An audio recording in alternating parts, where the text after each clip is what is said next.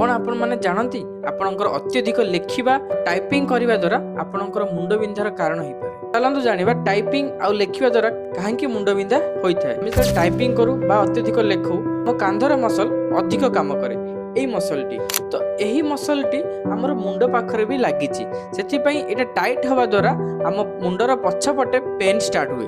तो यार सॉल्यूशन होची आपण लेखिबा बा कोनोसी टाइपिंग रिलेटेड काम करूथवा समय रे किछिटा ब्रेक नियंतु आउ नॉर्मल स्ट्रेचिंग करंतु। नेक्स्ट सॉल्यूशन होची जते बेले पेन होची आपण हॉट पैक दियंतु 10 रु 15 मिनिट जाय हॉट पैक दियंतु। तो यार अन्य एक सॉल्यूशन होची आपनकर थंब साहाय्य रे मुंडर पछपट को प्रेस करी धीरे धीरे हल्का हल्का मसाज करंतु। तो यह करबा द्वारा आपनकर कांध पेन ठु आरंभ करी मुंड पेन पर्यंत कम हो पारिबो। तो एही भली इन्फॉर्मेटिव वीडियोस देखिबा पई मो चैनल को सब्सक्राइब करंतु।